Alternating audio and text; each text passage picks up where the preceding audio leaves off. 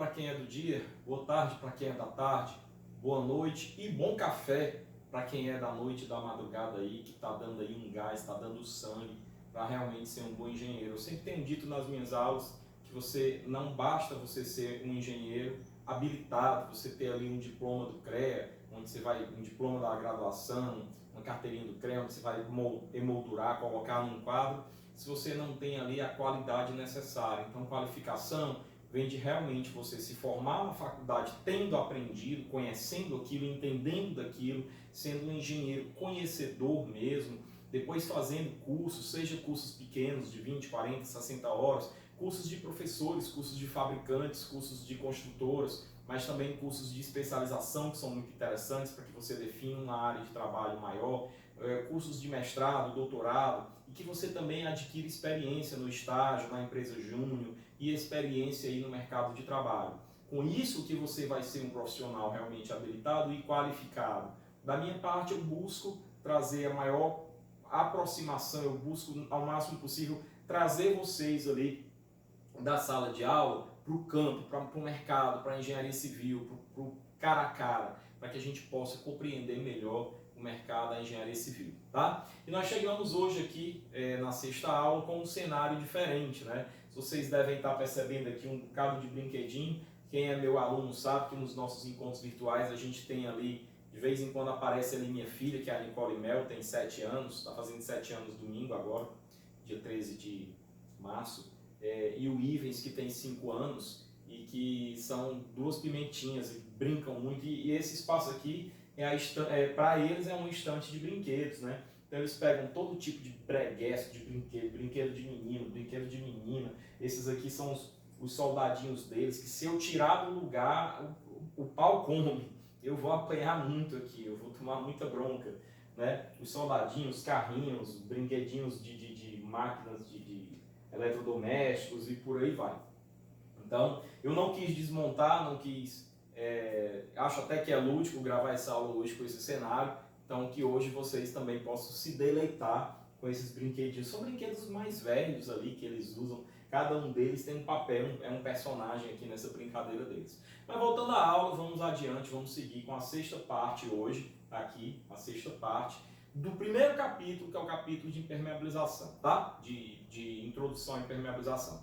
Vale ressaltar que essa sexta parte ela é intimamente ligada à parte 5, ao último vídeo, ao último slide, o slide anterior, onde eu apresento para vocês a NBR 15575, que é um conjunto de normas que tratam do desempenho, que são normas que se diferem das normas prescritivas, porque são normas mais voltadas às necessidades dos usuários, às exigências dos usuários. Então, nessa norma, a gente não fala da prescrição de um material, mas a gente fala do comportamento de um sistema quando ele está sendo usado. A gente fala da manutenção, né? Então, a gente vai falar do desempenho em si. Então, essa norma, ela é uma norma que você tem que dispor dela, tem que conhecer essa norma. Sempre tenho recomendado, façam um curso sobre a NBR 15575, um curso geral. Depois façam cursos específicos para desempenho lumínico, para desempenho térmico, para desempenho acústico, para estanqueidade, tá? Porque o seu projeto realmente vai decolar de um projeto de nota 4 para um projeto de nota 9 ou 10, tá certo? Então invistam nisso daí. A sua execução também, a sua qualidade como engenheiro diagnóstico, se for essa a sua escolha, também vai subir de um 4, de um 5, de um 6 para um 10, quando você realmente conhece a norma de desempenho. E nessa aula de hoje, a gente vai pegar aquele conhecimento, aquela estrutura que a gente adquiriu da norma de desempenho, que eu já vou repetir de cara aqui. Você tem a norma que se divide em 6 partes, que são os sistemas, mas para cada sistema você tem ali as exigências, que são de habitabilidade, lembram? São 3, uma delas é a habitabilidade, por exemplo, e aí tem os requisitos, desempenho térmico, desempenho acústico, desempenho lumínico, estanqueidade, conforto, tátil, antropogênico, tudo isso, tá? Então, dentro desses requisitos, aí você tem o requisito. Então, se você tem lá, por exemplo, item 10, estanqueidade, em cada uma das partes da norma, em BR 15575, parte 1, parte 2, parte 3, o item 10 é o item de estanqueidade. Às vezes você tem ali um item 10.1 que fala de generalidades e o 10.2 já é requisito na veia. Aí você tem um requisito vedação vertical, externa, interna, contra água de chuva. Então, proteção de vedação vertical, interna e externa contra água de chuva, por exemplo. Tá? Lá na norma 4, que é de vedações verticais. Aí, dentro desse requisito, você tem, às vezes, um critério, que seria ali, já que o requisito é o 10.1, o critério que está dentro do requisito é o 10.1.1. Aí, dentro do critério, você tem a premissa, você tem o nível de desempenho e o método de avaliação. Na ordem é método de avaliação, nível de desempenho e premissas de projeto. Tá? Então você tem essa estrutura. Só que aqui a gente vai aplicar essa estrutura que a gente aprendeu, especificamente falando do que diz respeito à estanqueidade e impermeabilização em todos esses sistemas, em todas essas normas. Porém, tem um detalhe. O objetivo aqui, pessoal, não é aplicar na veia a norma. O objetivo aqui não é ser um doutor em NBR 15575. O objetivo aqui é apresentar, mas não aprofundar, apresentar vários dispositivos que o conjunto de normas NBR 15575 tem, que dizem respeito à umidade, à água de chuva, à umidade ascendente, tá? À água de uso, ou seja, a questões que requerem, que estão intimamente ligadas à impermeabilização, ok? Vamos então à nossa aula? Vamos lá. Então, esse vídeo, essa aula, ele tem um único item, que é o item 1.15, tá? Desempenho da impermeabilização e da estanqueidade segundo conjunto de normas NBR 15575. Vamos lá. Primeira coisa que eu mostro para vocês é aquela imagem que vocês já tinham visto na aula anterior, onde eu apresento as 6 normas, da 1 a 6, né? Na parte geral, né, desempenho, edificações habitacionais de desempenho, parte geral. Parte 2, que é sistema de estrutura, sistema de piso. Parte 3, sistema de vedações verticais, internas e externas, parte 4. Sistemas de cobertura, parte 5. E sistemas hidrossanitários, parte 6. Tá? Agora, note que quando eu escrevi isso daqui, eu já passei um risco na parte 2. Por qual motivo? Porque nós não vamos encontrar aqui requisitos na parte 2 de sistemas estruturais, nada ligado ali à impermeabilização, tá bom? Mas nas outras 5 partes sim, tá? Então vamos trabalhar, começar aí do comecinho. Primeira coisa que a gente deixa claro, pessoal, e isso vai ser falado lá na frente em alguns slides, nos próximos slides, é que quando eu falo de impermeabilização, eu falo de proteger contra a chegada da água. Mas a água ela chega de que formas? Ela pode chegar de 3 formas. Pela chuva, e aí eu coloquei aqui água de chuva, né? Então a cobertura tem que ser protegida contra a água de chuva. Para isso existe também, por exemplo, o sistema de águas pluviais, né? Mas existe a impermeabilização na cobertura. As paredes externas, as fachadas, elas também têm que ser protegidas contra a chuva. Varandas que você tem, que são áreas molháveis, também tem que ter uma proteção ali para essa água de chuva. Você tem também a ascensão capilar, que é a que a gente chama de umidade ascendente, que é a água que vem do solo, né? Normalmente, quando você tem ali um lençol freático alto, você tem umidade, e essa umidade, por capilaridade, passa pela sua viga baldrame, que não está impermeabilizada, e sobe até as paredes, né? E sobe ao piso. Então, tanto você vai ter isso daqui na parte 3, que fala de piso, você vai ter a ascensão capilar chegando no piso, mas como você também vai ter a ascensão capilar, a capilaridade chegando nas paredes. Então, a umidade ascendente vai ser muito tratada também nessa aula de hoje. E a terceira é a água de uso, né? O próprio uso na instalação. Então, o sistema predial de água fria e água quente, de águas pluviais, sistema de esgoto sanitário, todos esses sistemas aí têm que ter garantias que não tenham vazamentos, que sejam estanques, que não permitam que a água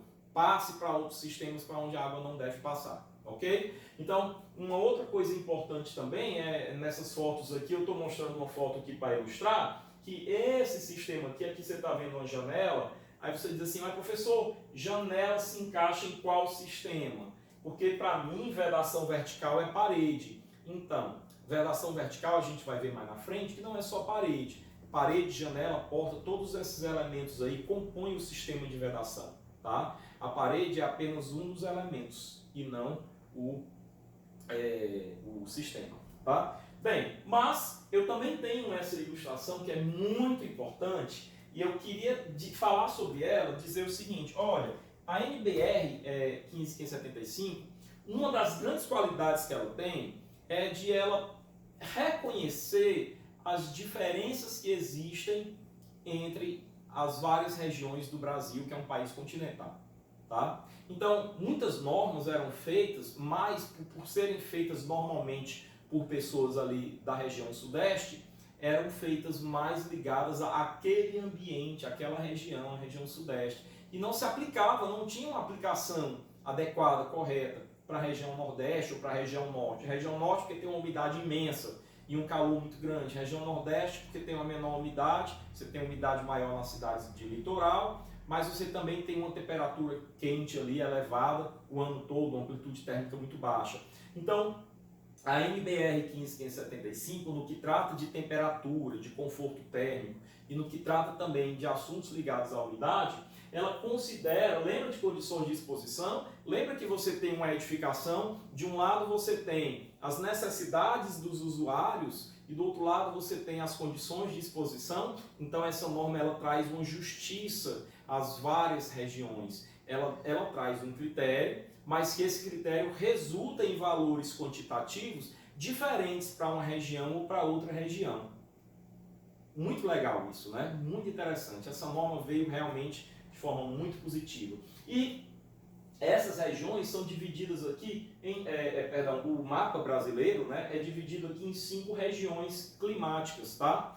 Você tem aqui, por exemplo, falando do Nordeste, o extremo norte do Ceará, onde fica ali Jijoca de Jericoacoara, a famosa praia de Jericoacoara, né? Onde fica aqui também Parnaíba, o delta do Parnaíba, no norte do Piauí, tá? Essa aqui é uma região que a gente chama de região 2, tá? Mas essa outra região, essa faixa aqui, tá? É a faixa de região 1. Pode ver aqui, ó, a nossa região aqui é a região 1. Então, você vai ver tabelas mais na frente, em que essas tabelas, elas mostram esses dados em função dessa região, mostram diferentes características, aplicações em função dessas regiões bioclimáticas, ok? Bom, passando para frente, eu fiz questão de iniciar a nossa aula mostrando aqui logo uma planta baixa, tá? Eu confesso que eu já analisei essa planta baixa aqui várias vezes e fiquei ali com dúvidas sobre algumas partes dessa planta, mas isso não vem ao caso. O que vem ao caso é a gente compreender o que é área molhada, área molhável e área seca, tá? Porque a norma vai precisar desses conceitos e ela vai colocar diferentes requisitos para essas diferentes regiões. Então, vamos degustar, digerir devagarinho essa planta baixa, né? Nessa parte aqui você já nota onde você tem o piso amadeirado, que você tem os quartos. Você tem a suíte do casal, o banheiro da suíte, um guarda-roupa e um closet, tá? Você tem aqui uma área que me parece ser uma varanda. Tem uma cadeira, tem um jardinzinho, parece ser uma varanda isso daqui, tá? Aqui você tem um outro quarto, onde você tem o guarda-roupa, a escrivaninha, um quarto de solteiro, uma cama que parece um sofá, pela forma como as almofadas estão colocadas, e o banheiro dela também. Um terceiro quarto com banheiro, são 3 suítes, tá? Aqui você tem a sala de estar, a sala de jantar, aqui você tem a cozinha, tá? Me parece aqui ser uma dependência de empregada e um banheiro da dependência de empregada, certo? Você tem aqui a área de serviço, com máquina de lavar e tudo, e me parece isso aqui ser uma varanda, tá? E tudo isso aqui parece ser uma varanda, que talvez você tenha aí um gradil, ou talvez você tenha aí você tem sofá e tudo, provavelmente você vai ter uma cortina de vidro aqui, tá? Então ele coloca, por exemplo, é marcante que ele coloca os banheiros como área molhada, tá? Então, sem eu definir ainda o que é área molhada, já percebo que o banheiro é classificado como área molhada. Onde tem banheiro aqui está escrito área molhada. Mas, se você vier para a cozinha e para a cozinha, aliás, você vai ver que a cozinha é área molhável, tá? Mas, entretanto, a área de serviço é área molhada, tá? perceba que nessa região, que me parece ser ali uma varanda, ele está chamando isso aqui de área molhável. Por quê? Porque é uma varanda. Aí, professor, qual é a diferença então? Dá para notar que a área molhada, ela vai ter realmente a formação de um empoçamento d'água, né? No chuveiro, no box do chuveiro, você tem um empoçamento d'água. É normal se lavar chuveiro com a vassoura e sabão, né? Mas você não vai fazer isso nessa varanda, né? Você não vai fazer isso nessa cozinha, porque você vai ter problema com infiltração de água, tá? Então veja que a cozinha, ela não tem ali um empoçamento de água, mas professor, tem água ali, né? Às vezes você derrama aqui um copinho d'água e tal, às vezes respingo de água, olha essa palavra-chave, respingo de água da pia, capinha no chão e tal. Mas ela pega respingo, ela não pega uma lâmina d'água, né? Então a diferença está aí. Então se você olhar para essa parte aqui também da área de serviço, ela é molhada por quê? Porque ali você tem realmente uma máquina de lavar, você tem um tanque de lavar roupa, então ali a água cai no chão mesmo. Quando se lava roupa, se está esfregando roupa, você tem a água caindo no chão, você pode ter ali a formação de uma lâmina d'água. Muitas vezes, quando você vai esvaziar a água, você esvazia para um ralo que está no chão e ensopa o chão todo, né? Então, a área de serviço é considerada como área molhada. Professor, então a definição, eu reduzi essa imagem aqui e vim deduzir as três áreas aqui para vocês. Áreas molhadas, áreas da edificação, cuja condição de, olha só pessoal, uso e exposição, isso aqui não está em norma prescritiva, isso aqui está em norma de desempenho, né? Pode resultar na formação de, ó, a palavra-chave, lâmina d'água, pelo uso. A norma de desempenho fala de uso e de manutenção. Aqui o ambiente se destina. Então, por exemplo, banheiro com chuveiro.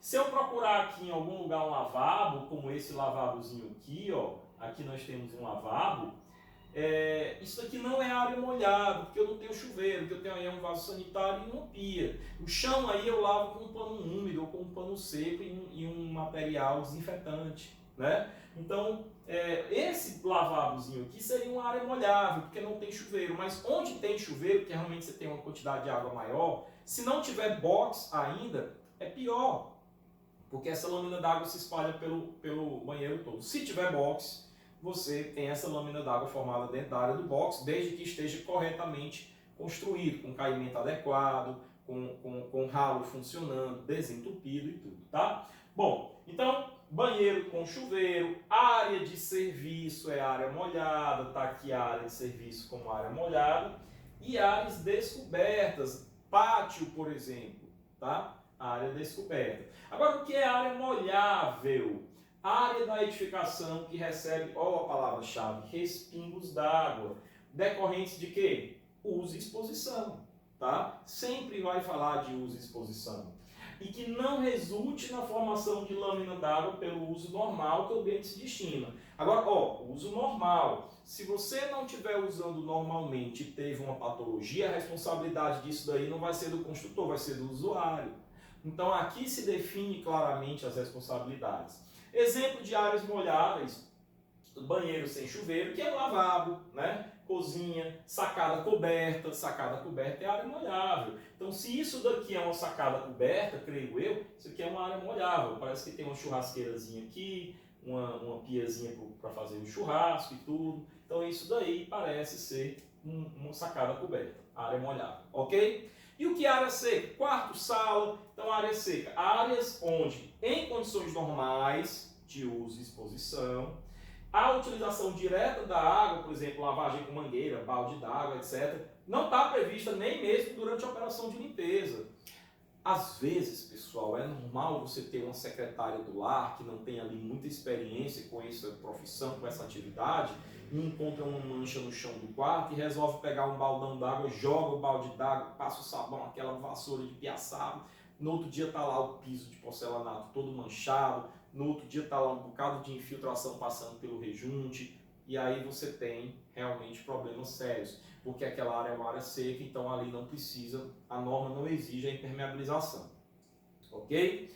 Vamos para frente, agora que a gente conhece direitinho cada uma dessas áreas, área molhada, área molhável e área seca, a gente pode mergulhar os requisitos que as normas têm. Aqui eu vou passar por todas elas, eu só não vou passar pela norma de sistema hidrossanitário, porque o vídeo ficaria muito longo, e a norma de sistema hidrossanitário se fala lá na disciplina de instalação hidrossanitária, tá bom? Lá seria um universo maior, ok? Mas bem, a maneira como eu vou apresentar esses slides aqui é a seguinte: do lado esquerdo eu vou ter uma foto aqui da capa da norma e vou grifar de qual norma que a gente está falando. Então prestem atenção que eu vou estar grifando aqui.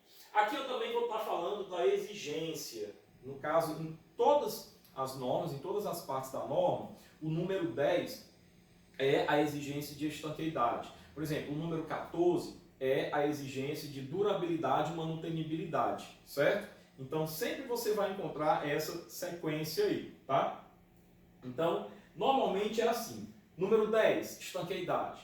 Aí, às vezes, tem generalidades, e aí só no 10.2 é que começa requisitos, tá? Mas, às vezes, não tem generalidades, e o 10.1 já é o primeiro requisito, tá? Então, lembrem, você tem ali a exigência, né? Que no caso é a estanqueidade.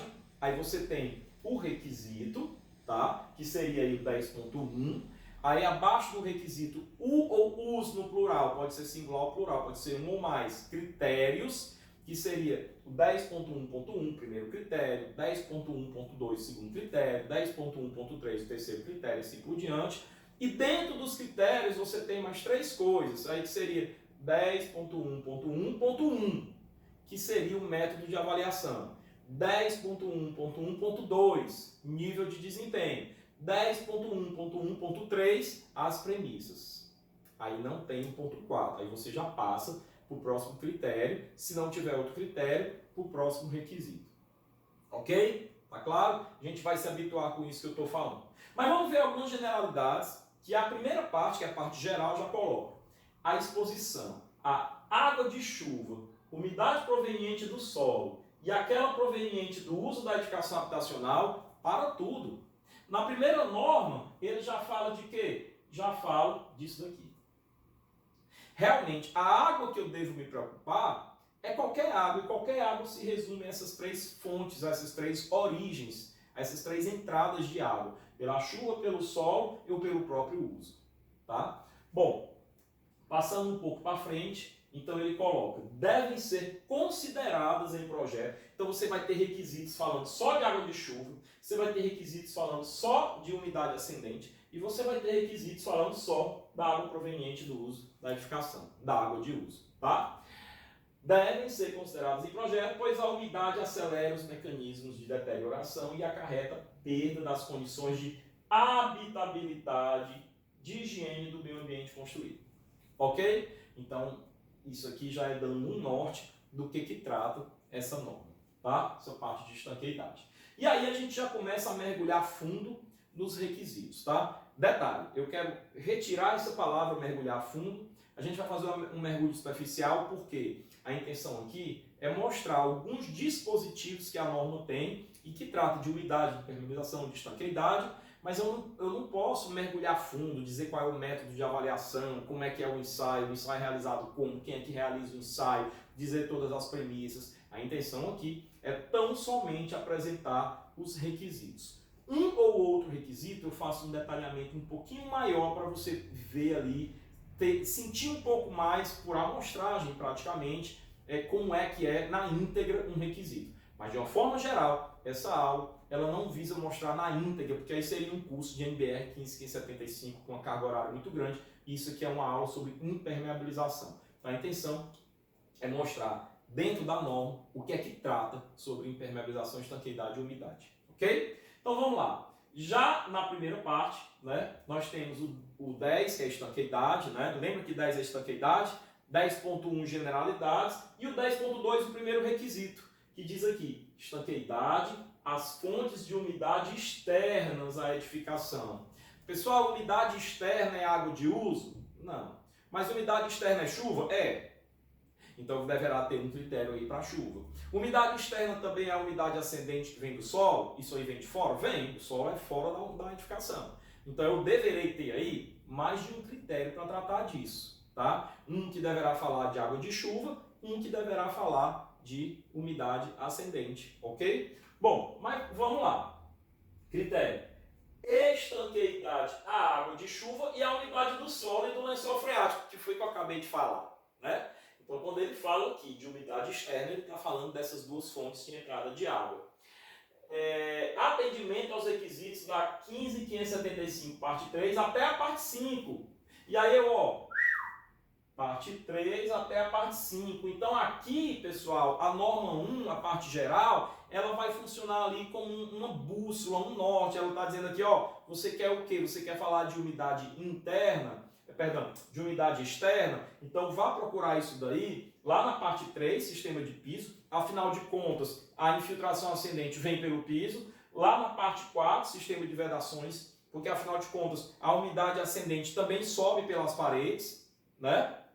Então, você também procura lá. E lá na parte 5, sistema de coberturas também, mas aí é mais especificamente para fonte externa, chuva, né? Então, é nessas 3 partes que nós vamos encontrar esse tipo de requisito aqui, tá? Bom, método. Análise do projeto. Análise do projeto é um método. É verificar se o projeto está no conforme, de acordo com o que a norma de desempenho pede. Se já tiver, ótimo, não tem que fazer ensaio, não tem que fazer nada.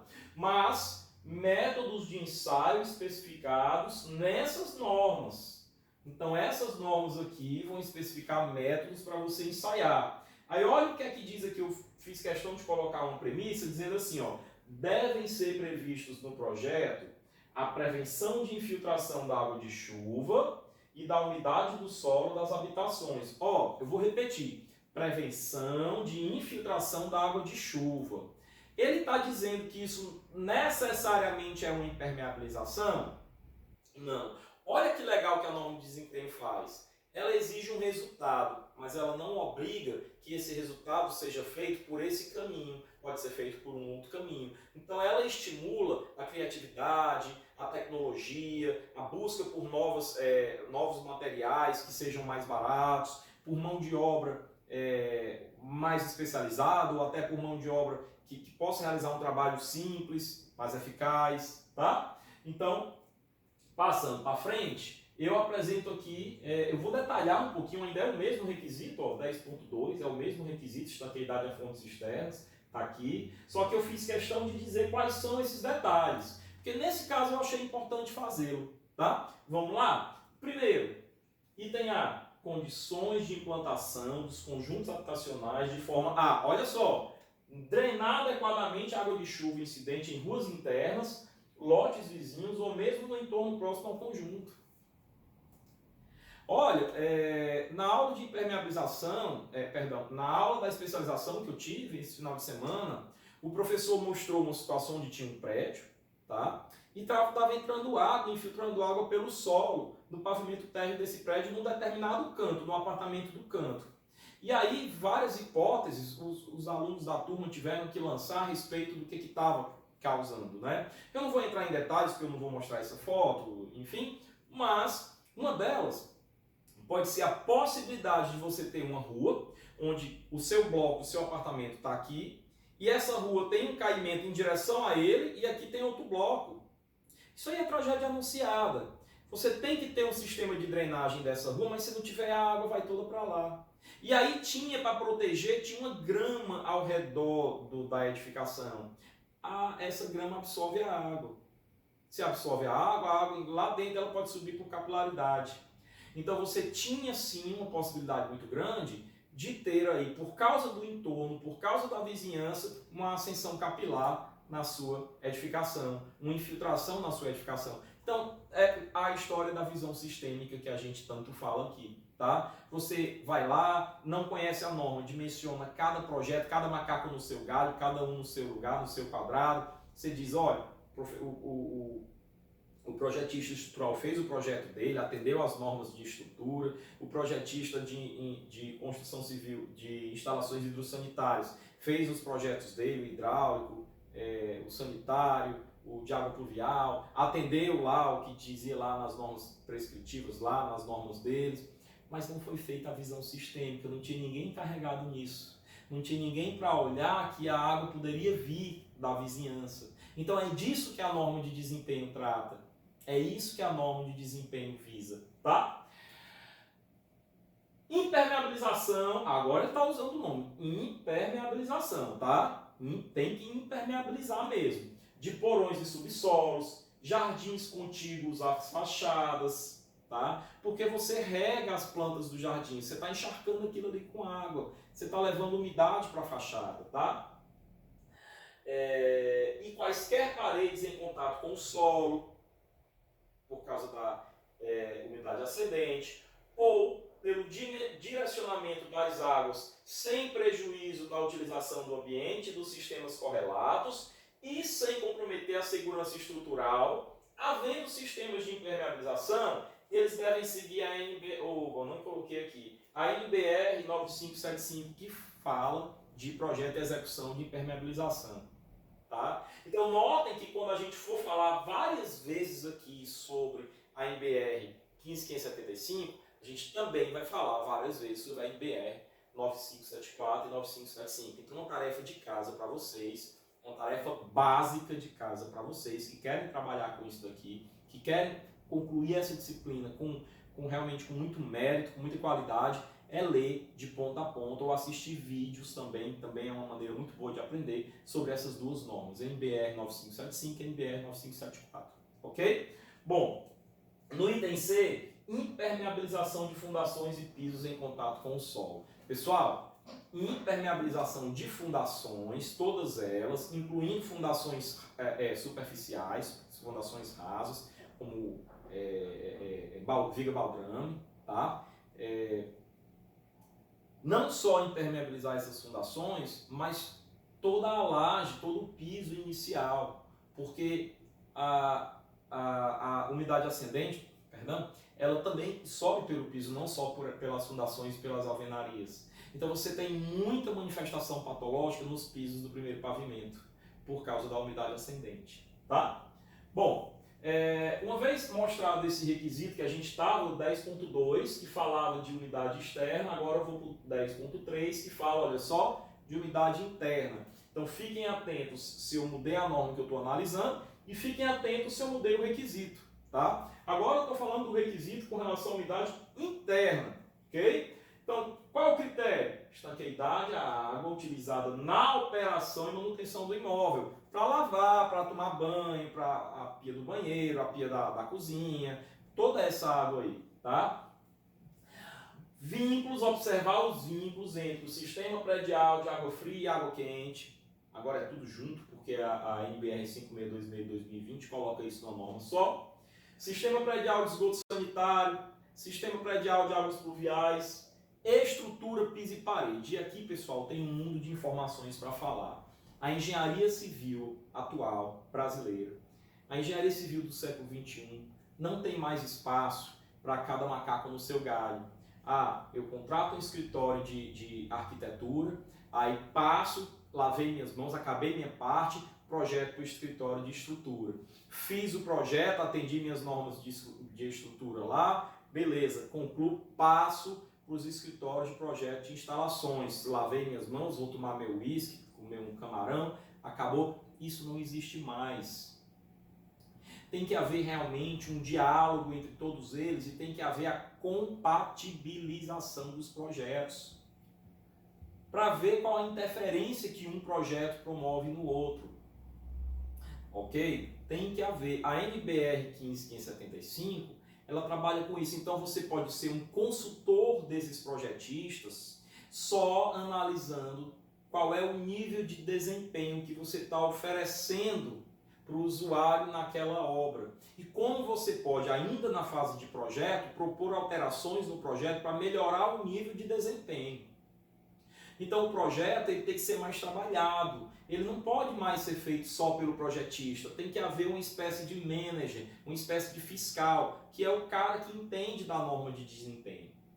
Tem que haver a compatibilização dos projetos. Olha, nas licitações públicas das prefeituras, do estado, de projetos, não pode mais, todos os projetos têm que ser feitos na plataforma BIM, de forma a serem compatibilizados. Em Revit não cabe mais AutoCAD, AutoCAD é pré-história.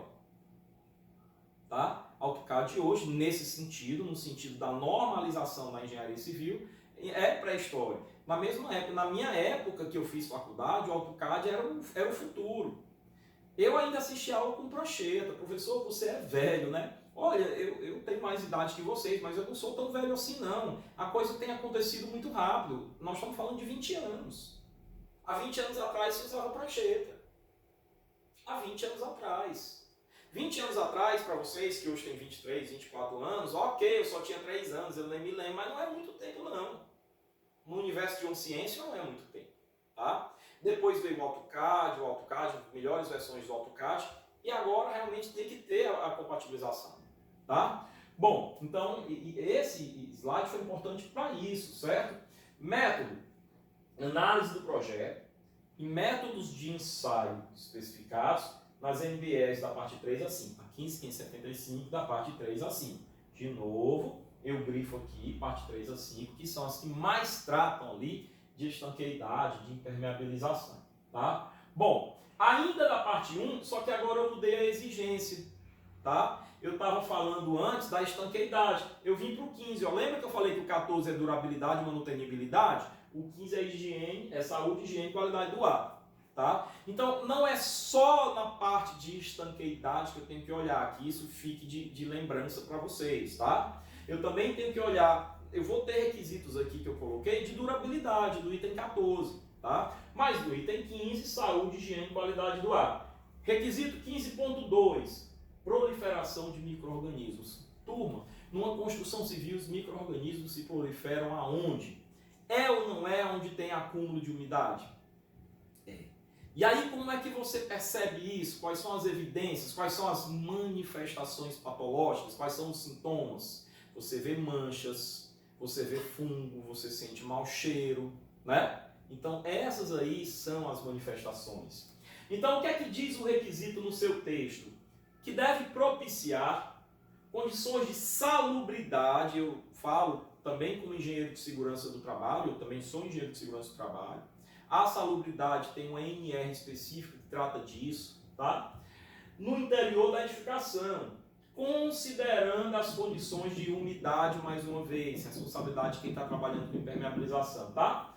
E temperatura no interior da unidade habitacional. E aqui a gente está falando do conforto térmico também, tá? Aliado ao tipo do sistema utilizado na construção. Critério. O requisito mencionado deve atender aos critérios fixados na legislação vigente. Às vezes você tem uma legislação específica que varia de uma cidade para outra, de um estado para outro, tá? Método, verificação pelos métodos de ensaio estabelecidos nessa mesma legislação vigente. Então aqui eu não quero entrar no detalhe, no estudo aprofundado de como é o ensaio, como é o método, qual é a legislação vigente, mas tão somente de mostrar o requisito e que esse requisito é de saúde e higiene, tá? E que às vezes você tem lá uma instalação hidrossanitária toda perfeitinha, toda bem feitinha, às vezes você tem lá uma janela toda bonitinha, certinha, mas você tem uma umidade acumulando num local, você tem a formação de fungos aparecendo ali, manchas pretas, você tem bolor ali e você não sabe por que é, porque a construção foi toda feitinha. Mas quando você vai olhar, ela não está obedecendo a nenhum nível de desempenho, então ela está fora dessa norma, tá? Bom, aí eu passo para NBR 15575 parte 3, que é a parte que fala de sistema de piso. Professor, você mostrou uma foto aí que tem um teto, não um piso. Mas o teto desse pavimento é o piso do pavimento que está acima dele. E se você parar para prestar atenção aqui, vai perceber várias manifestações patológicas. Vamos brincar de engenharia diagnóstica? Você tem manchas amareladas aqui em todo canto, mostrando claramente que você tem aí infiltração, você tem umidade aí, tá? Então você tem infiltração realmente aí. Você também tem manchas mais escurecidas, mostrando que você tem aí bolor também. Você tem um empolamento, um descascamento da pintura por conta da umidade. Você tem uma desagregação do reboco, né? Na verdade do cobrimento, me perdoem, do cobrimento. Professor, por que eu não estou vendo mais cobrimento aqui? Então, quem estudou os efeitos ligados à corrosão das armaduras sabe que o cobrimento aqui está caindo porque as armaduras estão aí em processo corrosivo avançado, tá? Já avançado, não estão mais na fase de iniciação. Então, a recuperação aqui já realmente é muito cara, tá? Então você tem as armaduras corroentes, você está vendo elas aqui em mancha preta, é bem amarronzada, bem escura. Olha, essas armaduras aí, que são as armaduras positivas, que tem que resistir à tração, estão resistindo a sabe-se lá Deus o quê. Né? Então, se eu fosse um engenheiro que fosse fazer uma vistoria nessa obra, a primeira coisa que eu faria, e não é por ser bonzinho nem por estar sendo pago, ainda que você não fosse pago, você tem a obrigação legal, profissional, de fazer isso. Você tem que emitir um laudo, determinando imediatamente o isolamento do local, a evacuação das pessoas do local e o escoramento dessa laje. Se você for pegar uma trena laser, como isso daqui, né? Um laserzinho, uma luzinha, colocar lá no chão e medir a altura até esse ponto aqui do teto, você vai ter uma altura. Se você medir aqui no meio, você vai ter uma altura bem menor. Por quê? Porque você já tem uma flecha aí avançada, porque a estrutura já está bem corroída. Então você tem realmente um risco de colapso dessa laje aí, tá? Está no estado de deterioração muito avançado, está bem perigoso. Pior é que você tem um gesso aqui que está escondendo tudo, né? Quando você tira o gesso é que aparece a verdade. Então muitas vezes você tem que fazer um ensaio destrutivo, quebrar um pedaço para que você possa ver o que é que está acontecendo por lá. Bom, então falando sobre a norma de piso, falando sobre a exigência de estanqueidade, no item 10.1, nessa norma eu tenho generalidades. Vamos ler? Vamos lá? A água é o principal agente de degradação. Qual é a dúvida que a gente tem sobre isso agora, né? Então, mais uma vez eu reforço a necessidade da importância imensa que os cursos de graduação de engenharia civil no Brasil têm de colocar essa disciplina como disciplina obrigatória. Quem fizer isso vai estar saindo na frente, tá? Porque nós vimos que 85% das manifestações patológicas são ligadas a agentes ligados à água, certo? Então, essa é uma questão muito importante. Pior é que o CREA exige a emissão de RT para projeto de permeabilização, o que nem é feito, então você já está descobrindo uma regra do CREA, tá? Então, a água é o principal agente de degradação de um amplo grupo de materiais de construção, mas ela é o principal, tá? Ela está presente no solo, né, umidade ascendente, na atmosfera, umidade, aí ela carrega um bocado de coisa com ela, cloreto, sulfato, né? Nos sistemas, na hidratação do concreto eu tenho água também, e procedimentos nos sistemas hidrossanitários também, e procedimentos de higiene, habitação, e portanto, em permanente contato com alguns dos seus elementos ou sistemas da construção. O adequado controle da umidade em uma edificação habitacional ou sistema é a chave para o controle de muitas manifestações patológicas que reduzem a vida útil da edificação, reduzindo o valor de uso e da troca da habitação. Né? Como engenheiro de avaliação, eu também tenho uma especialização em engenharia pericial de avaliações, lembra do que eu falei com relação ao estado o estado de degradação, a idade aparente e o estado de conservação. Esses dois aí são os dois fatores que vão reduzir o valor do teu imóvel por conta da depreciação. A depreciação está em função desses dois valores, da idade aparente e do estado de conservação. Então, se você não dá manutenção, ou mesmo se a sua edificação for entregue em desconformidade com a legislação, com as normas, ela vai degradar muito mais rápido e vai ter um estado de conservação muito pior, tá? Bom, passado isso daqui, vamos aos requisitos. Pisos, estanqueidade, requisito 10.2. Umidade ascendente. Piso versus umidade ascendente. O que é que diz a letra do requisito? Evitar condições de risco à saúde dos usuários e deterioração da camada de acabamento dos pisos e áreas adjacentes. Professor, o que é aqui uma área adjacente ao piso?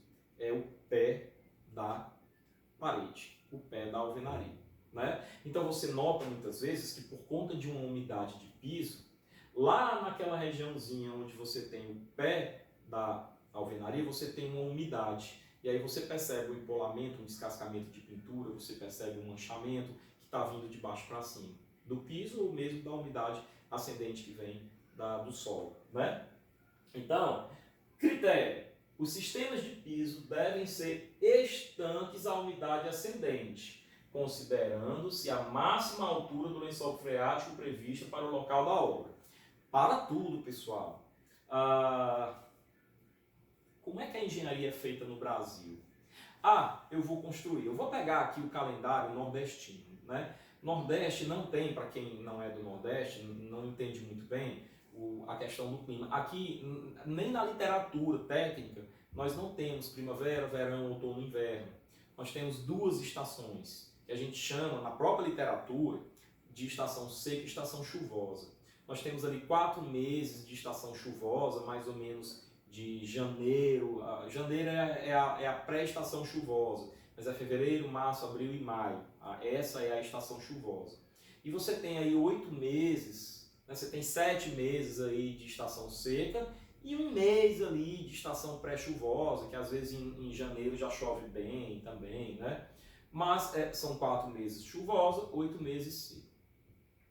É óbvio que durante as chuvas os lençóis freáticos estão no nível mais alto, mas aí o cara resolve construir lá no mês de setembro, né? Lá no meio da estação seca. Aí ele diz, não, eu vou fazer os meus ensaios direitinho, porque eu trabalho direitinho, eu vou fazer aqui o SPT, vou fazer aqui a estratigrafia do solo, aí vou ver, o nível do lençol freático está a 8 metros de profundidade. Tá ótimo, tá beleza, vamos construir de boa, que não tem problema nenhum. Pois é, aí você constrói. O problema é que quando chega lá no mês de fevereiro, março, que chove, aí o lençol freático está muito superficial. Ele está ali a 1 metro, hipoteticamente, tá? Ele está a 1 metro, 2 metros de profundidade, certo? E aí ele começa a trazer essa umidade ascendente, né? E aí começa a degradar o teu ambiente. Então, é por isso que eu digo que construir, pessoal, é algo que requer realmente planejamento. Não é chegar e dizer, estou com dinheiro aqui, vamos começar a construir agora. Não é. Alguns ensaios têm que ser feitos na época da estação chuvosa. E a própria norma obriga, isso aqui é uma norma, ela obriga isso daqui, né? Lençol freático previsto para o local da obra, máxima altura do lençol freático. Depois você prever sua obra a partir dessa informação, projetar sua obra a partir dessa informação. Então olha como é importante esse requisito na norma de desempenho. Aonde é que diz isso na norma do ensaio? Não fala, né? Método, análise de projeto. No projeto foi feito, tem esse resultado, tá ok, beleza, ótimo, morre aí. Mas se não foi, conforme a NBR 9575 e a 9574, que eu coloco, perdão. Pronto, é isso. A 9574, que é execução de impermeabilização, e a 9575 é a realização do projeto de execução. Tá? Que são as duas normas de impermeabilização. Tá? Então você tem que fazer conforme essas duas normas. Então a norma de desempenho, ela convoca outras normas para auxiliarem nela, nos ensaios normalmente. Tá? Bom, e aí eu ainda na 3 mostro outro requisito. Eu estava falando do requisito 10.2, que era piso versus umidade ascendente. Agora o 10.3 é piso versus áreas molháveis. Olha que interessante que eu tenho para falar para vocês aqui. Áreas molháveis não são estanques. E, portanto, o critério de estanqueidade não é aplicável. Esta informação deve constar no manual de uso e operação. Em outras palavras, você não tem a obrigatoriedade de impermeabilizar uma área molhável. Por quê? Porque parte do princípio que o máximo que você vai ter ali são respingos d'água, que você não vai lavar aquilo com um balde d'água, que você não vai ligar uma mangueira e jogar a criança para escorregar no chão daquele piso, ok? Então, muito cuidado com esse tipo de observação. O uso e a manutenção são importantíssimos para isso, tá? Bom, aqui eu mostro uma imagem que é um manual de uso e operação exemplificativo, tá? De sistema de piso. Note que ele diz aqui o seguinte, ele separa vários ambientes, eu tenho aqui vestiário é área seca, e aí ele fez a impermeabilização com argamassa polimérica. Ele colocou um polímero na argamassa e ele ainda impermeabilizou. Mas não naquele nível que se diga, impermeabilização completa. O suficiente para respingos, para passar um pano úmido, tá? Banheiro, argamassa polimérica. E aqui eu tenho uma informação super interessante. Aí você deve estar se perguntando aí, se revirando na cadeira igual um siri na lata, dizendo o seguinte: mas professor, o banheiro é área molhada. Banheiro com, e deve ter aqui lavabo também, então eu estou presumindo que esse banheiro aqui seja banheiro com chuveiro. É área molhada. Aí você diz assim, mas área molhada tem que ter impermeabilização. Aonde que eu disse isso? A gente vai perceber, presta bem atenção nesse pulo do gato, tá? Que tem que ter estanqueidade. E tem que ser estanque. Mas não é a mesma coisa. A ideia de impermeabilizar pressupõe o uso de um impermeabilizante. A ideia de estanqueidade pressupõe não deixar a água passar por alguma forma que não necessariamente o uso de um impermeabilizante. Esse é o pulo do gato. Então, nesse caso, ele usou uma argamassa polimérica, e eu não quero dizer agora, porque vai ter um slide que vai mostrar isso. Qual a solução que se dá para uma área molhada, onde eu não uso impermeabilizante, por exemplo? Eu vou mostrar nos próximos slides, tá? Vamos seguir. Lavabo. Lavabo é área molhável, respingo no máximo, argamassa polimérica. 3 demãos. Tá bem fechadinho aí, tá? Cobertura, barrilete, casa de máquina, não é a parte externa exposta à chuva, não está exposta à água de chuva, argamassa polimérica. Piso das áreas externas, aqui é a área molhada e que vai pegar realmente muita água, aí ele impermeabiliza, porque não é obrigado a impermeabilizar, é obrigado a ser estanque, mas nesse caso só vai ser estanque impermeabilizando com manta asfáltica. Nesse caso, isso aqui não sustenta nada. Entendem a diferença? Então são soluções, pessoal. Você não precisa necessariamente gastar com manta asfáltica aqui, por exemplo. Você pode ter uma solução mais barata. E é isso que essa norma prega. Ela prega que você tenha essa criatividade, essa trabalhabilidade. Tá? Reservatório d'água. Reservatório d'água. Manta asfáltica. Né? Não tem nem o que discutir. Cisterna. Manta asfáltica. Certo? E aí ele fala, impermeabilização nesse caso, rodapé e box, banheiro, rodapé e box, até tantos centímetros de altura, fazendo a virada, a gente vai falar desses detalhes construtivos em outros capítulos e tal. Reservatório d'água cisterna, completo, inclusive o teto do reservatório, tá pessoal? A gente já viu isso em outros slides, né? Olha que observação interessante que está lá no manual de uso e operação que está aqui, ó, os ambientes internos, não descritos aqui como sala e tal, não são impermeabilizados e devem ser limpos a seco para que não haja infiltrações nem danos às paredes e pisos. Eu estou aqui na minha casa, é uma casinha simples e tudo, mas conquistada com muito suor, e tem porcelanato aqui, tá? A gente passa aqui um produtozinho, eu até jogo um pouquinho de desinfetante, passo o pano seco com desinfetante, né? Mas é o máximo. Mas lavar, passar água, não pode. Não pode, tá? Bom, visto isso, ainda tem sobre estanqueidade um quarto requisito, que se o 3, se o 1, vamos lá, o 2, era para umidade ascendente, que era o primeiro uso da água, o primeiro tipo de água, né? Primeiro tipo de fonte de água, o segundo foi, que é o 10.3, áreas molháveis, o 10.4 é para áreas molhadas. Aí olha que surpresa legal, vamos ver o texto do requisito, impedir a passagem de umidade para outros elementos constitutivos da habitação. Olha, eu vou repetir, impedir a passagem de umidade. Ele está falando aqui, obrigar-se a usar impermeabilização? Não, então olha só, não é obrigatório o uso de impermeabilização, mas é obrigatório estancar. Esse é o pulo do gato, pessoal. Critério, não pode permitir. Aí o critério eu vou mostrar aqui, ó, de acordo com a norma 9574, tá? E 9575, de acordo com as duas normas, caso sejam impermeabilizadas, caso sejam as áreas molhadas impermeabilizadas, elas têm que ser impermeabilizadas de acordo com essas normas, mas volto a dizer, elas não são obrigadas a ser impermeabilizadas, vai ao teu critério, mas tem um critério de segurança na sua cabeça, tá? Agora, olha do que eu estou falando, pessoal.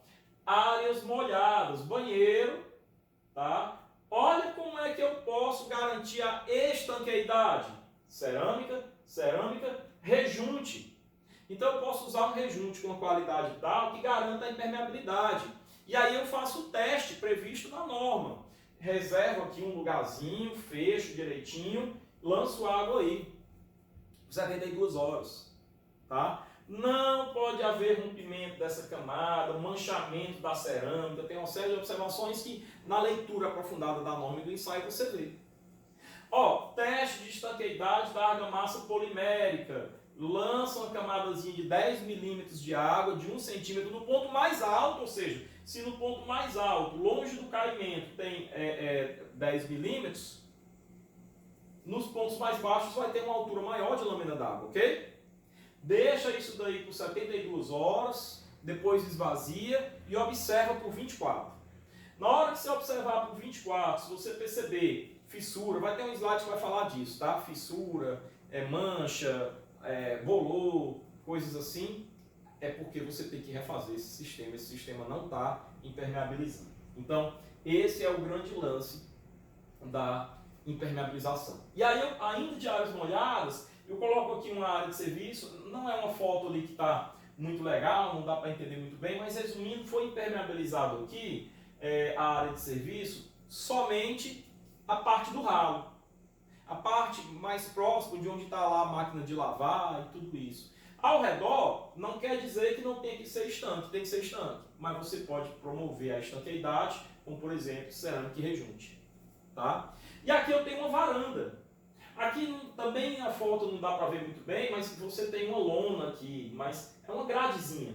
E aí você vê por essa grade lá fora, lá embaixo, uma varanda de um pavimento elevado, tudo. E essa varanda ela tem que ter caimento, e se ela tiver uma cerâmica e um rejunte impermeável, morreu Maria Preá, porque essa varanda aí é área molhável.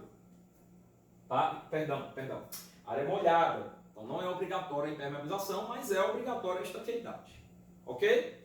Bom, ainda na 3 eu saio dos requisitos que eu estava vendo ali de estanqueidade e venho para requisito, olha que legal, item 14, durabilidade e manutenibilidade, tá? E aí o primeiro requisito dele lá, 14.2, resistência à umidade do sistema de pisos de áreas molhadas e molháveis. Aqui ele coloca as duas áreas, molhadas e molháveis, no mesmo pacote, no mesmo requisito, resistência à umidade. O que é que diz o texto disso aí? Evitar condições de risco à saúde dos usuários e evitar, já que é resistência, já que é durabilidade, a deterioração da camada de acabamento dos pisos e áreas adjacentes, piso e rodapé de parede, parte de baixo da parede, tá? Critério: ausência de danos em sistemas de pisos de áreas molhadas e molháveis pela presença de umidade. E aí, pessoal, eu detalho um pouco mais esse requisito aí. Sempre que depois de um slide assim, eu mostrar um slide todo azul, significa que eu estou detalhando um pouco mais a fundo esse que eu coloquei aqui, que é o 14.2. Está aqui ele, ó. Resistência à umidade de áreas molhadas e molháveis. E aí eu quero ler o critério para vocês e mostrar aquela foto. Olha só, ausência de danos em sistemas de piso de área molhada e molhável pela ausência de umidade. O sistema de piso exposto a uma lâmina d'água de 10 milímetros, isso aqui já é como é que é feito o ensaio. Na cota mais alta, ou seja, 10 milímetros na cota mais alta, lá na cota mais baixa vai ficar com a altura da água maior. Por 72 horas, não pode apresentar, após 24 horas da retirada da água, danos como bolhas, fissuras, empolamentos, destacamento, deslocamento, delaminação, eflorescência, desagregação superficial ou qualquer outra coisa que você enxergar por lá. Tá? É assim que você faz o ensaio de estanqueidade dessa argamassa polimérica. Tá? A alteração de tonalidade, ele pode mudar de cor, olha que interessante o que a norma fala sobre isso, que seja visível a olho nu é permitida, mas tem uma condição, desde que informada previamente pelo fabricante. Nesse caso deve constar no manual do proprietário. Se não tiver, você pode responsabilizar o construtor. Olha que interessante, tá? Bom, aí eu mudei a norma. Estou indo para a parte 4 que fala de vedação, tá? E aí eu já queria só dizer o seguinte, ó, SVVIE, Sistema de Vedações Verticais, Internas e Externas, tá? Então muitas vezes a gente vai ver essa abreviação. Quando eu estiver falando só da externa, é SVVE. Sistema de Vedações Verticais Externas. Quando eu estiver falando só da interna, SVVI. Sistema de Vedações Verticais Internas. Se eu estiver falando do sistema de pisos, SP. Do sistema de coberturas, SC. Ok? Aqui é só para deixar claro que a vedação vertical não é só a alvenaria. É tudo que veda. Então, se porta veda, ela faz parte do sistema. Então, ela tem que ser testada também. E aí eu entro com vários normas que vão falar de alumínio, de vidro, de outros materiais que compõem portas e janelas. O mesmo vale para janelas, tá? Então eu coloquei ilustrações aqui de portas e janelas só para deixar claro que portas e janelas fazem parte, junto com a alvenaria, do sistema de vedações verticais. Só um detalhe. Essa parede aqui, ela é externa, ela dá para fora do ambiente, tá? Atrás da câmera tem uma parede que é interna, que ela dá para outro ambiente interno da casa. Então, o que é uma vedação externa? É aquela parede que separa o ambiente externo do interno. Professor, se eu estou tendo uma infiltração, uma mancha pelo lado de dentro, isso daí eu olho só na norma para a parte de vedação interna? Não, é vedação externa. É a face interna de uma alvenaria de vedação externa, ok? Então, para ficar claro, vedação interna é aquela parede, aquela alvenaria, aquela porta, janela, que separa um ambiente interno de outro ambiente interno. E externa separa um ambiente externo de um ambiente interno. Ok? Bom, feito isso, a gente mergulha aí nas exigências de estanqueidade. Primeiro requisito, 10.1. Infiltração de água nos sistemas de vedações verticais externas. SVVE, vulgo fachada. Tá? Então aqui é falando de fachada. Tem que ser estanque a água proveniente de chuvas incidentes ou de outras fontes. Umidade ascendente, chuva, um balde d'água que joga, uma mangueira do corpo de bombeiros, qualquer água que vem aí de fora, uma nave espacial que jogou um balde d'água ali, tem que ser estanque a isso. Mas olha a palavra que ele coloca, estanque. 10.1.1. Olha, se ele colocou 10.1.1, é um critério. É possível que tenham outros critérios. Se eu for olhar aqui, peraí, só um instantinho. Não tem, só tem um. Aqui já é outro requisito, né? Então vamos lá. Vou voltar, a gente ver isso daí direitinho. Então nessa, eu já vi no próximo slide que a gente vai aprofundar, né? Então qual é o critério? Critério de impermeabilidade. O sistema de cobertura, aliás eu cometi um pequeno erro, mas que no próximo slide vai estar certo. A gente faz um slide copiando e colando, né? E quando eu fiz essa aula, eu fiz primeiro o sistema de cobertura, que é a parte 5, e depois, por último, foi que eu fui fazer a parte 4. Aí eu pego um slide de lá, copio e colo para cá. E aí ficou aqui sistema de cobertura. Então desconsiderem isso daqui, tá? Desconsiderem isso daqui. Mas eu detalho, assim que eu acabar essa aula, eu vou consertar isso daqui. Mas eu detalho isso daqui nesse próximo slide azul, como vocês já sabem, né? Então olha só, o requisito, infiltração nas fachadas, água de chuva e de outras fontes. Método, em função do sistema de vedação vertical externa, a fachada, deve ser selecionado um dos seguintes ensaios. E aí veja, realização de ensaio de tipo em laboratório, de acordo com o anexo C, para verificação de estanqueidade à água das fachadas, né? Anexo C dessa norma. Então é um dos métodos. Pessoal, volto a dizer, a minha ideia não é aprofundar cada requisito, é apenas mostrar que vocês têm que estar ligados. É dar um norte para vocês de onde procurar. A ideia dessa aula é essa, tá? B. Realização de ensaio de tipo em laboratório, de acordo com a norma NBR 10821, parte 3, para verificação da estanqueidade à água das esquadrias externas. Essa norma vai falar de esquadrias externas. Essa norma aqui, 10821. Janela, fachada, cortina, porta externa, etc. C. Análise de projeto. Tá? E aqui a especificação sobre o corpo de prova não importa, mas é só para deixar claro que a norma também apresenta, e aí olha só, ela apresenta requisito, ela apresenta critério, ela apresenta método de avaliação, ela apresenta premissas e ela repetida lá da aula passada é que os níveis de desempenho são o mínimo, que é M, o intermediário, que é I, e o superior, que é S. Na maioria dos casos, ela mostra qual é o nível de desempenho mínimo e diz que esse nível já atende à norma. Mas em outros casos, ela também quantifica os níveis de desempenho intermediário e superior.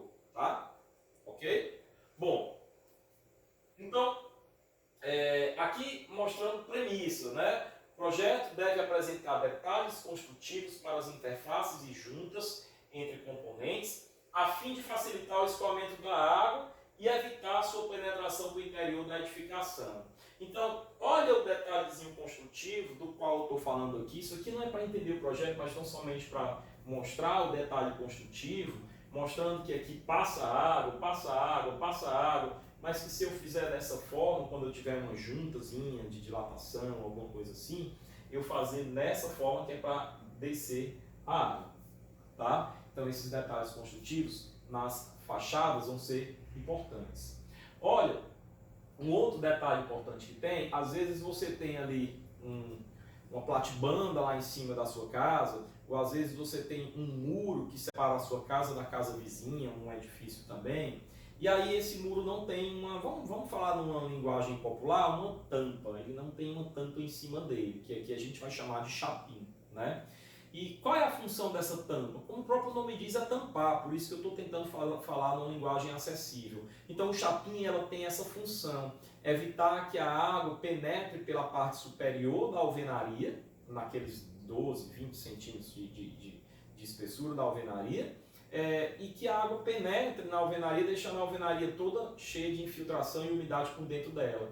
Então o chapim ele é como um chapéu, né? Ele é maior do que a cabeça, ele tem abas. E essas abas são justamente para que a água não caia em você. Às vezes a aba é maior do que os seus ombros para que não caia nem nos seus ombros. Tem chapéus que são assim. Assim tem que ser o chapim. E aí alguns detalhes importantes. Ó. O chapim ele tem uma cavazinha aqui na extremidade que é um pingador. Né? Qual é a função dessa cava? Se essa cava não existir, se esse triângulozinho aqui não existir, a água escorre pelo chapim e ela desce por aqui, ó. Aí ela vem descer aonde? Na alvenaria, né? Quando eu tenho o chapim e eu tenho esse pingador, ele faz isso, ó. Ele quebra bem aqui e a água pinga aqui, evitando pingar na alvenaria, protegendo a alvenaria. Agora, de nada adianta se esse pingador, se esse corte for rente com o plano da alvenaria, porque aí não resolveu nada, né? Vai escorrer pela alvenaria, que é tudo que a gente não quer. Então você tem que ter no chapim uma certa distância e que essa partezinha, o pingador, tem que ser mais na frente, tá? Então isso daí, tudo são dispositivos simples, mas que protegem as vedações aqui, tá? Olha aqui um exemplo de chapim mal aplicado e você percebe aqui manchas, infiltrações acontecendo, tá? Mas olha, essas fotos aqui são fotos bem interessantes. Veja que de propósito, eu circulei essas duas fotos aqui na cor vermelha, dizendo que não tá de acordo, não tá legal, e circulei essas aqui na cor verde, dizendo que essas aqui estão certinhas, tá? Vamos lá. Eu vou primeiro mostrar o certo para depois falar do errado. O que é que está acontecendo aqui? Esse dispositivo no detalhe aqui, uma cantoneira metálica, isso daqui é um pingador, tá? Ele tem qual função? Ele tem a seguinte função, ó. Você tem aqui a alvenaria, né, vertical, você tem aqui a parede, a chuva, deixa eu pegar outra caneta aqui, já que eu coloquei, né? A chuva incide aqui, né? E aí o que é que acontece? Ela começa a escoar por aqui e bem aqui você tem o canto, né? Se você não fizer nada aqui, o que é que vai acontecer? Essa água de chuva pinga aqui, mas ela também vai fazer isso, ó. Ela vai vir até certa região aqui. E aí ela vai começar a pingar por aqui. Por aqui. Só que até lá, essa região aqui vai estar deteriorada. É o que você percebe claramente nessa foto aqui, ó. Ela vai estar deteriorada. Perceba aí as manchas de infiltração, as manchas de umidade, bolor. Aqui perceba que você tem uma manifestação patológica até mais grave, porque você está tendo aí uma deterioração da cerâmica que está colocada. Essa cerâmica vai desplacar daqui a pouco. Você já tem aqui, isso aqui já não é mais nem chamado de fissura, isso aqui já é rachadura, tá? Vai desplacar. Perceba que na tinta você já tem aí uma deterioração, uma descamação da tinta, por conta disso. Agora, olha o que é o certo. Se eu chegar aqui e colocar uma proteção, se eu simplesmente colocar esse dispositivo aqui assim, tá? Colocar esse dispositivo, a água ela vai descer aqui e não vai passar para cá, ela vai pingar a partir daqui e vai proteger toda essa região. Essa região vai estar livre da infiltração, tá? Que é o que acontece quando eu coloco esse dispositivozinho aqui. Olhe nessa foto ampliada que você não tem uma mancha sequer aqui, ó. Uma mancha, você não tem umidade. Essa foto é da minha casa, pessoal. Ali na área da... Tem um pequeno deckzinho aqui, tem uma área da churrasqueira. E essa foto aqui é da minha casa. Obviamente que do lado de dentro você percebe aqui uma má execução no encontro dessa peçazinha com o gesso. Mas isso não é nada que atrapalhe a função desse elemento, tá?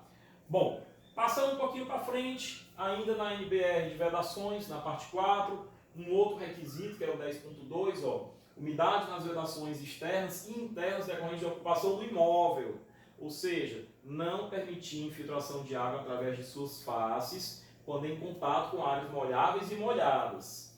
E aí, pessoal, eu quero dizer o seguinte, às vezes um requisito tem somente um critério, tá? Mas às vezes um requisito tem vários critérios e cada critério dentro dele tem, vamos lá, cada critério dentro dele tem o seu método de avaliação, nível de desempenho e premissa. Então, ó, requisito, exigência, no caso estanqueidade, durabilidade, tá? Higiene, saúde, exigência, requisito, critério ou critérios, e cada critério, premissa, método, premissa e nível de desempenho. Aí tem outro critério, é o caso aqui. Ó. Aqui nesse requisito eu tenho critério 2.1, critério 2.2, 2.1, estanqueidade de vedações internas e externas, com incidência direta de água para áreas molhadas. O outro, para áreas molháveis. São dois critérios diferentes. Aí eu coloquei reticência para dizer que eu não vou me aprofundar, mas que cada um deles tem um método de avaliação, a premissa e o nível de desempenho. Método de avaliação, premissa e nível de desempenho, certo? E aí, bem aqui eu dou uma mergulhadinha nisso daí, ó. Olha aqui, vedação externa, tá aqui a janela mostrando que é a área externa. Olha aqui, o que é que você tem aqui? Aqui você tem fissura, aqui você tem fungo, bolor, mancha de umidade, tá? Você já vai ter um reparozinho aí para fazer. Aqui mesma coisa no canto. Se você fizer o ensaio de estanqueidade dessa janela, você vai encontrar aqui mostrando claramente que não está atendendo ao desempenho, mas nem precisa fazer ensaio. A manifestação patológica já está mostrando isso claramente, tá? Bom, aí passando para frente, eu tenho essa foto aí bem interessante que você deve estar se perguntando o que é isso. CCB, Centro Cerâmico do Brasil. Isso aqui é uma empresa que realiza vários ensaios, dentre esses ensaios que a norma de desempenho aqui para estanqueidade, para vedações, trata, tá? Então é muito interessante essa empresa, eu quis mostrar aí o slide dessa empresa, ok? Mas, ainda falando de áreas molháveis, ó, veja que eu tenho um jardim contíguo aqui, a turma vai regar essas plantinhas aqui para ficar verdinha, bonitinha, mas você vai ter problema aqui com a água se você não tiver feito um tratamento construtivo adequado, uma impermeabilização adequada. Veja que aqui você tem uma vedação vertical externa, né? Uma parede com a sua janela, com várias manchas de eflorescência. Você deve estar tendo aí também problema de corrosão nas armaduras e tudo mais, tá? Bom, veja que para áreas molháveis eu também tenho que ter uma atenção, ó, não pode ocorrer presença de umidade perceptível. Então isso daqui é sensorial. Quando você for trabalhar com inspeções prediais, você vai trabalhar basicamente com os seus sensores, né, com os seus sentidos humanos, com a visão, com o seu tato, com o seu olfato, paladar não, hein, pessoal? Paladar não, mas visão, tato, olfato são sentidos que você usa muito. Uma treinazinha laser e morreu ali Maria Preá, tá? Obviamente, se você tiver algumas situações que requeram maiores estudos, no seu laudo de inspeção predial, além de colocar lá gravidade, urgência, tendência, ajudar o seu cliente a estabelecer prioridades de manutenção, porque afinal de contas essa é a prioridade da inspeção predial, você também pode sugerir que faça alguns exames, alguns ensaios, como quando você vai num médico, num clínico geral, que a primeira coisa que ele faz é fazer um exame sensorial, ele coloca a mão no teu pulso, vê tua pulsação, né? Aí pega aquele palitinho de picolé, coloca na língua, diz coloca uma luzinha no seu olho, vê como é que tá lá o seu olho, se a pupila está dilatada, dá uma batidinha com o martelo no seu joelho para testar o seu reflexo. Tudo isso é sensorial, né? E no máximo ele vai usar o que seria a nossa treina laser, ele vai usar lá o estetoscópio para ver como é que está lá a sua respiração, o seu pulmão, né? Mas depois de você dizer, depois dele fazer uma anamnese, perguntar para você o que é que você tem, o que é que está sentindo, o que ele levou a ele e perceber o que ele pôde coletar do exame sensorial que ele fez, ele vai dizer, olha, passe no laboratório Luiz Pasteur e faça exame de sangue, de urina, esse, aquele outro. Também passe num laboratório de imagem e faça radiografia do pulmão, faça tomografia computadorizada do pulmão e tal. Então ele vai pedir outros exames. Então o inspetor predial, ele também vai agir assim. Quando ele percebe uma fissura, uma rachadura muito grande, quando ele percebe uma mancha de umidade muito grande, ele pode pedir ali uma termografia, ele pode pedir ali alguns outros exames que você mesmo, inclusive, pode fazer. Isso é fora parte, isso gera um outro laudo, isso tem um outro orçamento, e isso é bem interessante, essa área da engenharia diagnóstica, ok? Vamos para frente. Então, detalhes construtivos necessários, áreas contíguas, analisar sensorialmente regiões de áreas molhadas e de áreas molháveis, aonde você pode ter presença de umidade ou não, tá? Esse slide aqui serviu para dar essa chamada de atenção, ok? Olha novamente áreas molháveis, você tem aqui empolamento da pintura, mancha de umidade aqui, você tem já uma degradação do piso da madeira por conta dessa umidade. Aqui a mesma coisa, ó, no rodapé você já nota umidade, denotando que se isso aqui for térreo, for uma casa, pode ser que você tenha aí uma umidade ascendente acontecendo. Então, perceber, procurar entender quais são as patologias, quais são as origens, procurar entender o que está acontecendo. É observação, é Sherlock Holmes isso aqui, tá? Bom, e aí eu chego na parte 5 que vai falar de cobertura. Mas ele diz, professor, mas você está mostrando um teto novamente, uma laje de cobertura, tá, pessoal? Olha o estado de degradação dessa laje. Isso aqui, de novo, isso aqui tem que ser totalmente interditado e tem que ser escorado imediatamente, até que você faça aí um projeto de recuperação, ou mesmo para você derrubar isso daí, tá? Bom, na cobertura, aqui eu já mostro fotos simples e corriqueiras. Um furo sem parafuso, a água vai entrar aqui quando chover, não tem dúvida, tá? Foi feita a instalação, tudo bonitinho, ó, tudo alinhado, tudo certinho, calçadinho, no canto certo, e esse detalhinho aqui, a cereja do bolo, negativamente falando. Mesma coisa, fez tudo bonitinho, deixou aqui uma área para a calha, para escoamento de água pluvial. Aí depois que fez, está com um bocado de tubulação aqui, antena. Às vezes o cara chega lá numa laje de cobertura, depois de tudo feito, tudo impermeabilizado, ele vai fazer uma antena lá, fura, quebrou a manta.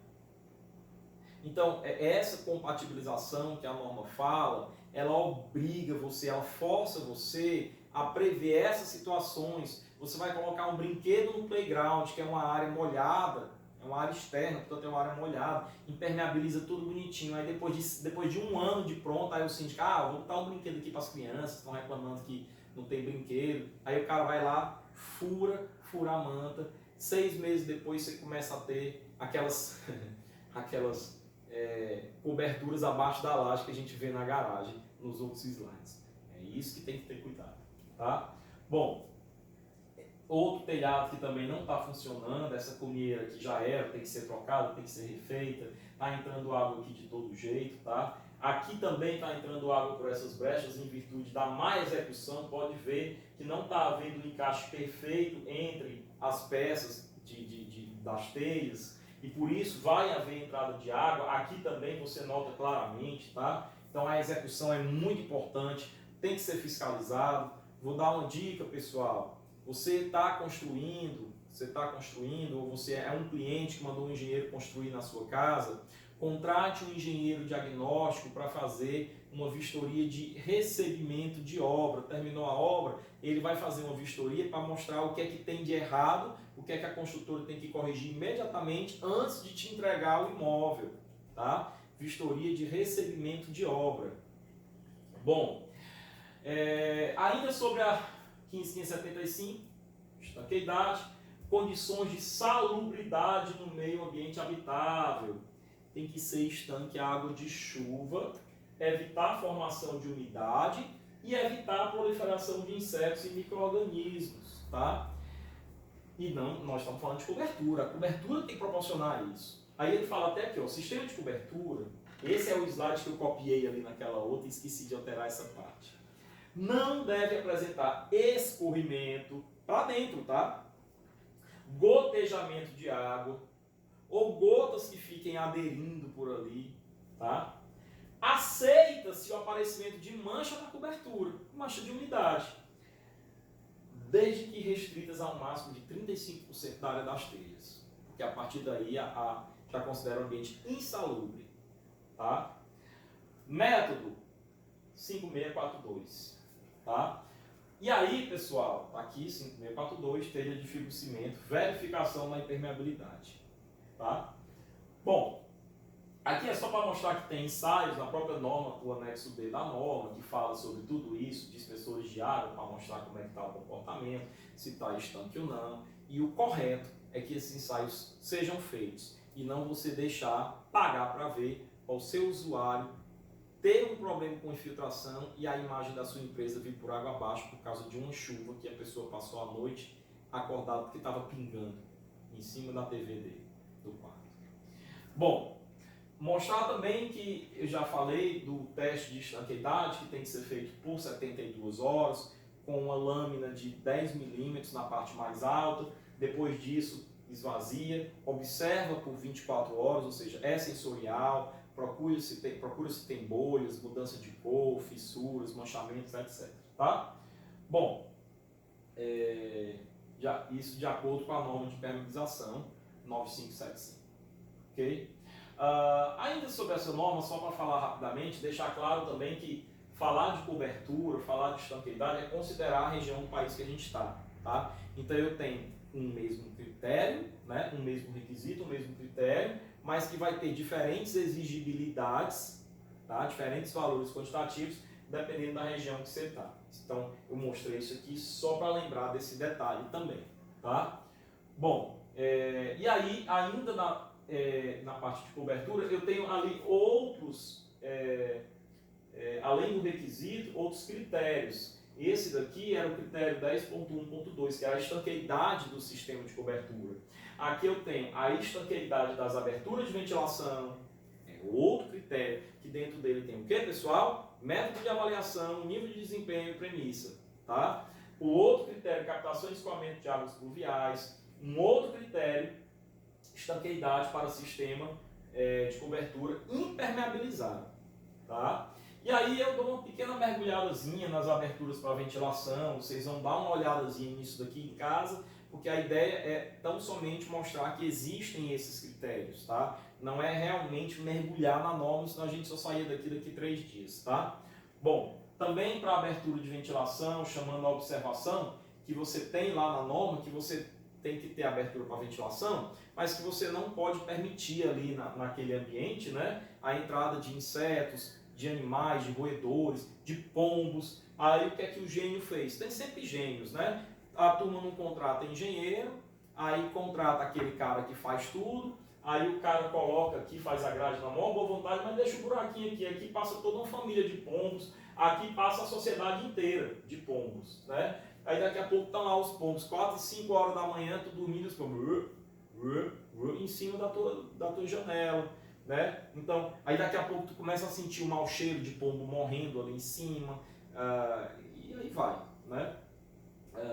Então você não pode permitir, tem que isolar realmente, tá? E aí, para escoamento de águas pluviais, ele cita aqui na premissa a NBR 10.844, ele fala, ó, considerar a NBR, tá? Quando se fala de referência à capacidade, ou seja, ao dimensionamento do sistema em si, é pela NBR 10.844 que a gente viu lá na disciplina de instalações hidrossanitárias. Mas olha só o que é que ele fala aqui também, ó, vou falar até bem alto, ó, compatibilizar, lembra do PIN, lembra dos projetos, da visão sistêmica, da comunicação entre os diversos atores envolvidos na concepção do projeto, compatibilizar entre si os projetos de arquitetura do telhado, já que a gente está falando de cobertura, da impermeabilização que você vai fazer emitindo a RT, elaborados de acordo com a NBR 9575 e 9574 e desse sistema.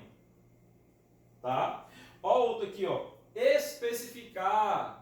Várias vezes na NBR, a gente fala, na NBR 15575 a gente fala detalhes construtivos. Então, especificar caimentos, projeção de beirais, encaixes, sobreposições e fixação de telhas. Tá? Especificar os sistemas de impermeabilização de laje de cobertura, telhado, terraço, fachada. Ok? Especificar o sistema de águas pluviais. A norma fala de tudo isso. Tá? Cobertura de concreto, aí o gênio vai lá, até deve ter colocado um caimento em direção a essa saída, aqui desce para uma tubulação vertical, para um condutor vertical, que a gente também estudou em instalações, mas olha a capacidade que isso aqui está de ser obstruído, é enorme, isso aqui está errado, não se executa dessa forma, não é assim que se faz, a execução disso aqui está errada. Se você vai fazer uma fiscalização disso, você tem que mandar quebrar e fazer de novo, com a abertura para cima, colocando uma válvulazinha abacaxi, para evitar que esses pedriscos, aqui o cara deve ter tomado cachaça aqui, chupado tangerina aqui do lado, ó, as cascas de tangerina aqui do lado, vendo o jogo no estádio de futebol que fica ali do outro lado, deve ter acontecido.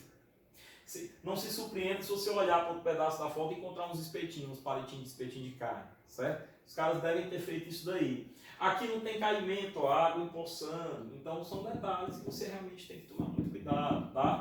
Bom, aqui bonitinho, a calha foi feita, o detalhezinho do roof da impermeabilização, ó, o detalhezinho para a água cair para cá, o abacaxi, tudo certinho, tá? Então você tem aí esses detalhes.